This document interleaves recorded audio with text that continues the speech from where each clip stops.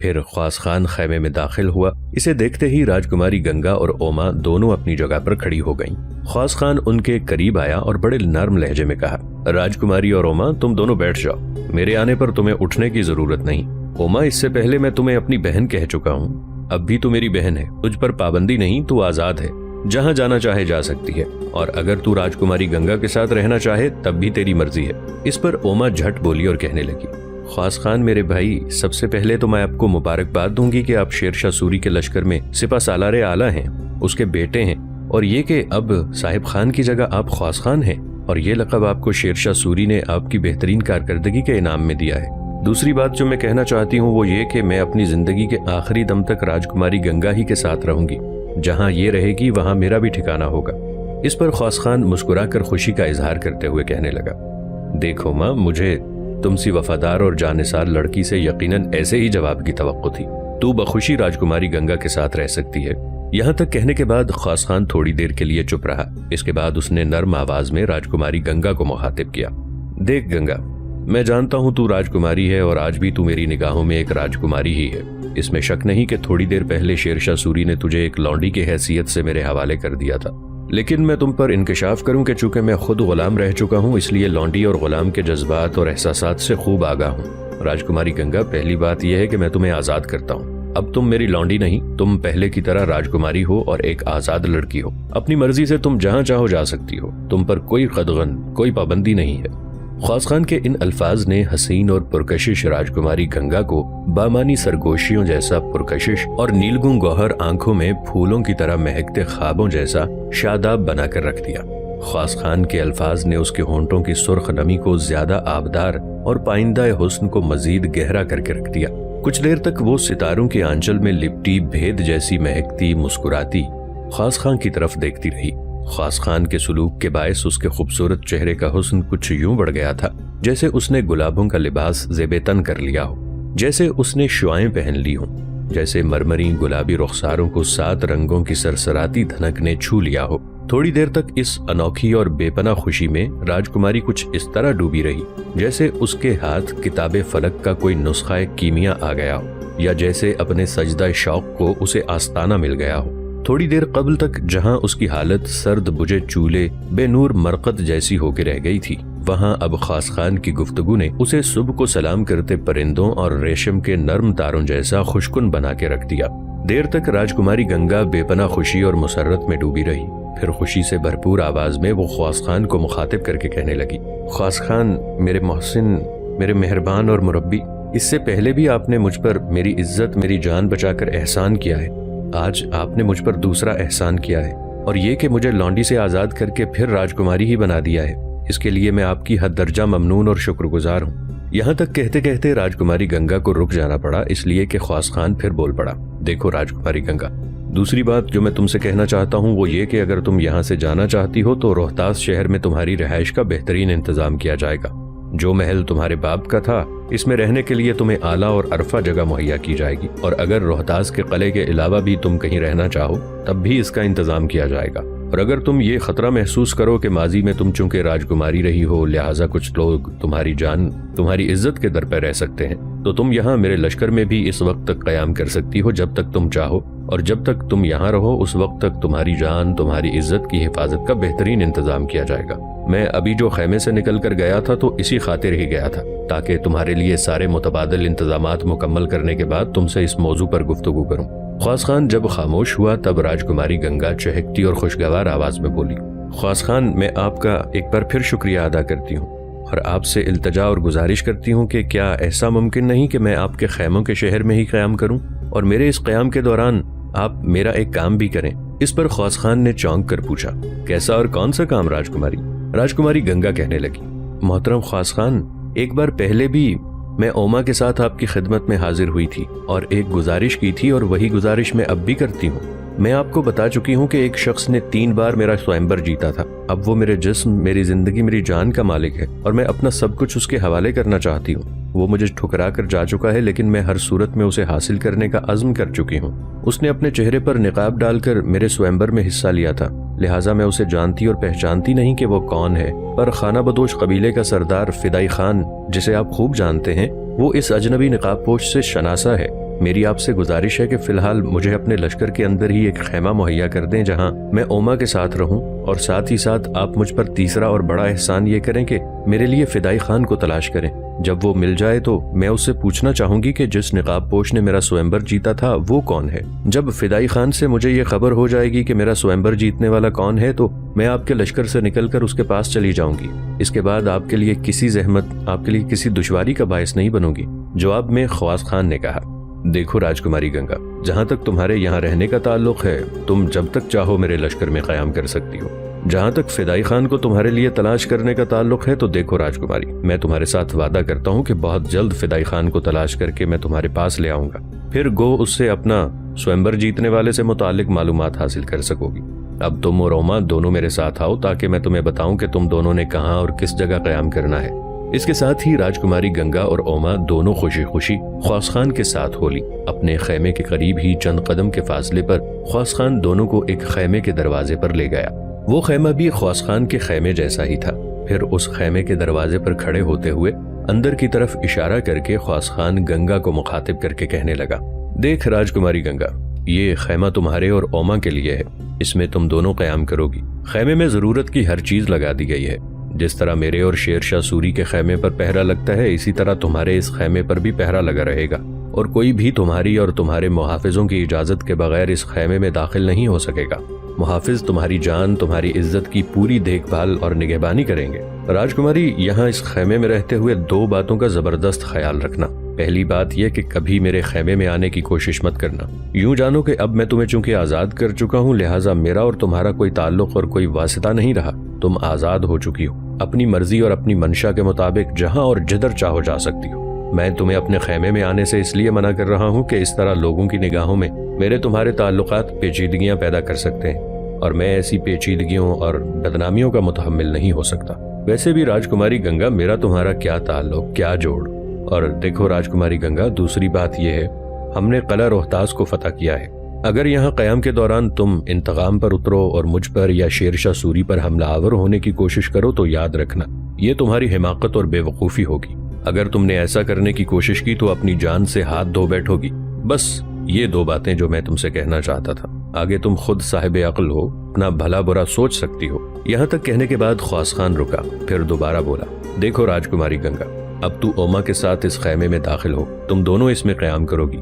اس کے ساتھ ہی خواص خان نے اپنے لباس کے اندر سے نقدی کی ایک تھیلی نکالی اور وہ تھیلی اس نے راجکماری گنگا کو تھماتے ہوئے کہا، دیکھ گنگا، اس وقت تو خالی ہوگی، تیرے پاس یہی لباس ہوگا جو تو نے زیب تن کر رکھا ہے۔ یہ نقدی کی تھیلی رکھ لو، اس میں اس قدر نقدی ہے کہ تم اپنی زندگی کا ایک حصہ بہترین انداز میں اوما کے ساتھ گزار سکتی ہو۔ نقدی کی تھیلی لیتے ہوئے راجکماری گنگا ہچکچائی اور عجیب سے انداز میں اس نے خواص خان کی طرف دیکھا۔ خواص خان نے اسے وہ تھیلی زبردستی تھما دی۔ اس کے بعد خواص خان مڑا اور اپنے خیمے کی طرف چلا گیا۔ راجکماری گنگا بیچاری نقدی کی تھیلی لیے سر جھکائے اوما کے ساتھ اپنے خیمے میں داخل ہو گئی۔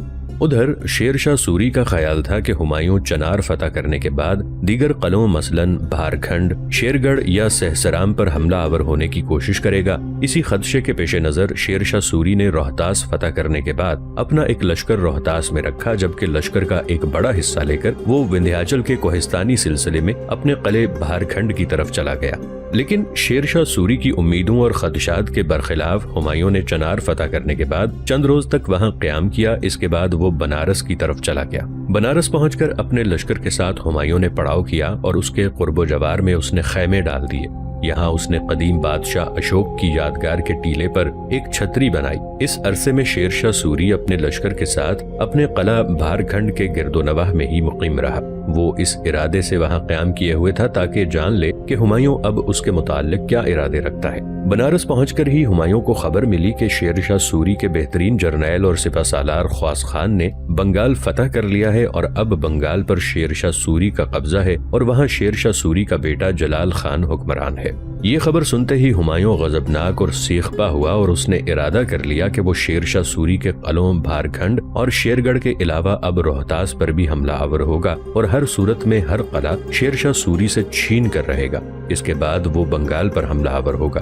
بنارس سے کوہستان وندھیاچل میں بھارکھنڈ کے قلعے کی طرف کوچ کرنے سے پہلے اپنے وزیروں اور مشیروں کے صلاح و مشورے کے بعد ہمایوں نے اپنے ایک مشیر فضل خان کو بطور ایلچی شیر شاہ سوری کی طرف روانہ کیا تاکہ لڑائی کی نوبت نہ آئے اور اس سے صلح کر لی جائے۔ فضل خان بھارکھنڈ کے قلعے کے نزدیک شیر شاہ سوری کی خدمت میں حاضر ہوا اور اسے ہمایوں کا یہ پیغام پہنچایا کہ وہ شاہی چھتر اور بنگال کا تخت و خزانہ جو شیر شاہ سوری نے حاصل کیا ہے وہ ہمایوں کی طرف روانہ کر دیا جائے۔ اس کے عوض ہمایوں شیر شاہ سوری کو اس کی حسب مرضی چنار یا کوئی بھی پسندیدہ قلعہ دینے کا وعدہ کرتا ہے۔ فضل خان نے شیر شاہ سوری کو یہ پیشکش کی تو شیر شاہ سوری نے کہا کہ وہ بنگال سے دستبردار ہونا نہیں چاہتا، اس لیے کہ اس نے بنگال کی تسخیر میں 5-6 سال جاں فشانی کی ہے اور اس کے بہت سے سپاہی اس مہم میں کام آئے ہیں، لہٰذا وہ بنگال کو کیسے چھوڑ دے۔ شیر شاہ سوری نے ہمایوں کے سفیر سے مزید کہا، اگر بادشاہ بنگال فتح کرنے کا ارادہ ہمیشہ کے لیے ترک کر دے تو میں بہار کا علاقہ ہمایوں کے سپرد کرنے کو تیار ہوں، اور جس کسی کے لیے ہمایوں کا حکم ہو اسی کو بہار حوالے کر دوں گا، اور بہار اور بنگال کی سرحد بھی وہی رہے گی جو اس سے قبل سلطان سکندر کے دور حکومت میں تھی۔ شیر شاہ سوری نے مزید کہا، اس کے علاوہ میں جملہ شاہی نشانات کی بھی مثلاً چھتر، تخت وغیرہ بھی ہمایوں کے خدمت میں بھیج دوں گا، اور بنگال سے 10 لاکھ روپیہ سالانہ بھی دیتا رہوں گا، بشرطے کہ ہمایوں واپس آگرہ چلا جائے، مجھ سے جنگ نہ کرے اور بنگال پر حملہ آور نہ ہونے کا وعدہ کرے۔ فضل خان نے شیر شاہ سوری کا جواب ہمایوں کو لا کر سنایا تو ہمایوں یہ جواب سن کر کسی قدر خوش ہوا۔ اس نے پھر فضل خان کو شیر شاہ سوری کی طرف روانہ کیا اور اس کے ہاتھ شیر شاہ سوری کے لیے ایک خلعت خاص اور گھوڑا دے کر بھیجا، اور سفیر کو یہ ہدایت بھی کی کہ وہ وہاں پہنچ کر شیر شاہ سوری سے یہ کہے کہ اس کی جملہ شرائط منظور کر لی گئی ہیں، لہٰذا شیر خان جلد از جلد ان پر عمل درآمد کرے۔ یوں ہمایوں کا یہ پیغام لے کر فضل خان شیر شاہ سوری کی طرف وندھیاچل کے کوہستانی سلسلے کی طرف چلا گیا۔ سفیر کی روانگی کے چند ہی روز بعد بنگال کا سابق حکمران سلطان محمود بنارس میں ہمایوں کے پڑاؤ میں داخل ہوا اور ہمایوں کی خدمت میں حاضر ہوا۔ وہ اس وقت زخمی تھا اور اس کے جسم پر جگہ جگہ پٹیاں بندھی ہوئی تھیں۔ ہمایوں کی خدمت میں حاضر ہو کر سلطان محمود نے یہ عرض کی کہ شیر شاہ سوری کے سپہ سالار اعلیٰ خواص خان نے اس کا مرکزی شہر گوڈ فتح کر لیا ہے، لیکن باقی ملک ہنوز اس کے تسلط میں ہے۔ اس نے ہمایوں سے یہ بھی گزارش کی کہ شیر شاہ سوری کے کسی وعدے پر اعتبار نہ کیا جائے، بلکہ فوج کو اس کی جانب کوچ کا حکم صادر فرمایا جائے، اور اس سے قبل کہ شیر شاہ سوری پورے بنگال پر قبضہ کر لے اس کے لشکر کو جو وہاں مقیم ہے نکال باہر کرنا چاہیے، ورنہ شیر شاہ ہمایوں کے خلاف ایسی بغاوت کرے گا جس کا توڑ کرنا ہمایوں کے لیے ناممکن ہو جائے گا۔ حاکم بنگال سلطان محمود نے ہمایوں کو یہ بھی یقین دلایا کہ اگر ہمایوں بنگال میں شیر شاہ سوری کے خلاف لشکر کشی کرے تو خود سلطان محمود بھی بنگال کے پورے لشکر کے ساتھ ہمایوں کے ساتھ ہوگا۔ اس طرح دونوں مل کر بآسانی شیر شاہ سوری کو بنگال سے نکال سکتے ہیں۔ حاکم بنگال سلطان محمود کی حالت دیکھتے ہوئے اور اس کی طرف سے پیغام ملنے کے بعد ہمایوں نے آؤ دیکھا نہ تاؤ، اس نے 2 حکم فوراً صادر کر دیے۔ پہلا یہ کہ اپنے لشکر کو بنگال کی جانب کوچ کرنے کا حکم دیا، دوسرا یہ کہ اس نے اپنے سالار خانان یوسف خیل اور کچھ برلاس سرداروں کو حکم دیا کہ وہ ایک لشکر لے کر بھارکھنڈ کی طرف جائیں جہاں اس وقت شیر شاہ سوری مقیم ہے، اور اس پر حملہ آور ہو کر اسے شکست دینے یا اسے گرفتار کرنے کی کوشش کریں۔ ہمایوں کے ان ارادوں کی اطلاع شیر شاہ سوری کو بھی ہو گئی تھی، لہٰذا ہمایوں کے وعدے پر اس کا اعتماد ختم ہو گیا تھا۔ اس نے ہمایوں کے سفیر کو الوداعی سوغات اور تحائف دے کر روانہ کر دیا اور رونما ہونے والے حالات کا بڑی بے چینی سے انتظار کرنے لگا۔ ہمایوں نے حاکم بنگال سلطان محمود کے کہنے پر بنگال پر لشکر کشی کا ارادہ کر لیا اور اپنے معتبر سفیر کے ذریعے شیر خان سے جو نامہ و پیام شروع کیا تھا اس کا انجام بھی معلوم نہ کیا۔ لہٰذا اپنے لشکر کو بنگال کی طرف کوچ کرنے کا حکم دیتے وقت ہمایوں کو یہ علم نہیں تھا کہ شیر شاہ سوری نے اس کی شرائط کو نامنظور کر دیا ہے یا منظور کر لیا ہے۔ ہمایوں ایک بار مخالفانہ قدم اٹھا چکا تھا تو پھر شیر شاہ خان کی حدود معقولیت سے متجاوز شرائط کی تصدیق بھی کر لیتا تو بھی صلح کی گنجائش کہاں رہتی تھی۔ ہمایوں کے ارادے میں جو تبدیلی ہوئی تھی اس سے شیر شاہ سوری کی انکاری کا کوئی واسطہ نہیں ہے، بلکہ حقیقت یہ ہے کہ صلح کے امکانات ختم کرنے کی تنہا ذمہ داری ہمایوں پر عائد ہوتی تھی۔ ہمایوں کے ہاں تو ابھی تک یہ تجویز زیر غور تھی کہ شیر شاہ سوری کو کون سی جگہ دی جائے، اور سلطان محمود کے کہنے پر اس نے لشکر کشی کا ارادہ کر لیا تھا۔ اسی وجہ سے اس نے اب شیر شاہ سوری کی کسی بھی درخواست پر کوئی توجہ نہ دینے کا عزم کیا۔ حقیقت یہ ہے کہ ہمایوں نے شیر شاہ سوری کو خود ہی لڑائی کے لیے اشتعال دیا تھا اور خود ہی باعزت صلح کے امکانات ختم کر کے حماقت کی تھی۔ حالانکہ ماضی میں وہ شیر شاہ سوری کی ہمت و جرت دیکھ چکا تھا، اس لیے کہ جس وقت ہمایوں نے شیر خان سے چنار کا قلعہ چھینا تھا تو شیر شاہ سوری نے اس سے بھی زیادہ مستحکم قلعہ یعنی روہتاس اپنے قبضے میں کر لیا تھا۔ اس کے علاوہ ہمایوں کسی صورت شیر شاہ سوری کو کسی طرح مجبور نہیں کر سکتا تھا کہ وہ کھلے میدان میں آ کر لڑے اور ہمایوں کے ساتھ اپنی طاقت آزمائے، اس لیے کہ شیر شاہ کا کوئی فوجی صدر مقام ایسا نہیں تھا جس کی تسخیر کے بعد اس کی فوجی طاقت ختم ہو جائے۔ اس کی نقل و حرکت سے ایسا ظاہر ہوتا تھا کہ وہ ناقابل عبور اور دشوار گزار پہاڑی علاقے میں اس حد تک پیچھے جانے کو تیار تھا جو کہ وسط ہند تک پھیلا ہوا تھا۔ چنار کے قبضے سے نکل جانے کے باوجود بھی شیر شاہ سوری کو کئی لحاظ سے ہمایوں پر فوقیت حاصل تھی۔ دراصل ہر صاحب علم شخص کو شیر شاہ سوری کے اعتدال پسند اور اطاعت کے رویے کی داد دینی پڑتی ہے۔ اس کی خط و کتابت سے یہ بات ظاہر ہو گئی تھی کہ اس نے ہمایوں کی سب شرائط کو تسلیم کر لیا تھا۔ ہاں، بنگال کی واپسی سے انکار کیا تھا۔ وہ اس بات کے لیے بھی رضامند تھا کہ بنگال کے سلطان کے شاہی نشان چھتر اور تخت ہمایوں کو سونپ دے۔ وہ بہار کا علاقہ بھی جس میں روہتاس کا قلعہ بھی شامل تھا ہمایوں کو حوالے کرنے کو تیار تھا، جیسا کہ ہمایوں نے اپنے صلح نامے میں مانگ کی تھی۔ اس کے علاوہ بنگال کے متعلق بھی اس کی شرائط معقول تھیں۔ وہ بحیثیت باج گزار ہمایوں کو سالانہ خراج تک دینے کو تیار تھا۔ مختصر یہ کہ ہمایوں کی حدود سلطنت سے بہت دور ایک گوشے میں جا کر رہنے کو بھی تیار تھا، اور وہاں بھی خود مختار نہیں بلکہ ہمایوں کا باج گزار بن کر۔ حتی الامکان ہمایوں سے کسی قسم کی لڑائی لڑنا پسند نہیں کر رہا تھا۔ ہمایوں نے بنگال کی طرف اپنی فوجیں بڑھائیں تو شیر خان اور ہمایوں کے درمیان جنگ نے ایک دوسرا ہی رخ اختیار کر لیا۔ جب تک ہمایوں کا منشا شیر شاہ سوری کی طاقت کو کچلنا تھا، وہ حق بجانب تھا کیونکہ مغلیہ سلطنت کی حفاظت اور سلامتی کے لیے یہ اقدام ضروری تھا۔ لیکن ہمایوں کا یہ مقصد اسی وقت پورا ہو گیا تھا جب شیر شاہ سوری نے اطاعت کر لی تھی اور چپا چپا زمین جہاں تک ہمایوں اپنی سلطنت کی حد سمجھتا تھا اس کو واپس دینے کو تیار ہو گیا تھا۔ اگر شیر شاہ سوری نے بنگال میں آزاد حکومت قائم کر بھی لی ہوتی تو بھی ہمایوں کے پاس اس کے خلاف فوج کشی کرنے اور اس کو بنگال سے باہر نکالنے کے لیے ایک ہیلا اور عذر ہوتا، لیکن ہمایوں کی سب شرائط مان لینے کے باوجود ہمایوں کا اس کے خلاف فوج کشی کرنا اس بات کی دلیل ہے کہ ہمایوں ہر قیمت پر اسے نیست و نابود کرنا چاہتا تھا۔ دوسرے الفاظ میں یہ بھی کہا جا سکتا ہے کہ شیر شاہ سوری نے ہمایوں کے خلاف جو لڑائی لڑی اس کا منشا نہ تو آزاد حکومت قائم کرنا تھا نہ اپنی سلطنت کو توسیع دینا، بلکہ وہ اپنی مکمل حفاظت اور سلامتی کے لیے لڑی، جبکہ ہمایوں کے غیر مصالحتی رویے نے اس کو ایسا کرنے پر مجبور کر دیا تھا۔ جو بے صبری ہمایوں نے اپنے سفیر کے کام کے نتیجے کے انتظار میں دکھلائی، اس سے عیاں ہوتا ہے کہ وہ اپنی شرطوں کو پورا نہیں کرنا چاہتا تھا۔ وہ چنار یا جونپور کو یا کوئی دوسرا علاقہ شیر شاہ سوری کو دینے پر آمادہ نہیں تھا۔ ہمایوں بنگال پر حملہ آور نہ ہوتا تو شیر شاہ اس کا فرما بردار رہتا۔ مزید یہ کہ شیر شاہ سوری تا دم حیات دہلی کا شہنشاہ نہ بننا چاہتا۔ زیادہ سے زیادہ وہ بنگال کا خود مختار حکمران ہی بن کر قناعت کر لیتا، لیکن جب ایک مرتبہ وہ ہمایوں کے خلاف میدان جنگ میں اترنے پر مجبور ہو گیا تو اس کی قابلیت خود آشکار ہو گئی۔ جبکہ ایک بار وہ یہ سمجھ گیا کہ ہم میں ہمایوں سے زیادہ صلاحیت ہے، اس نے اپنی قابلیت سے پورا فائدہ اٹھانے کا بھرپور فیصلہ کر لیا تھا۔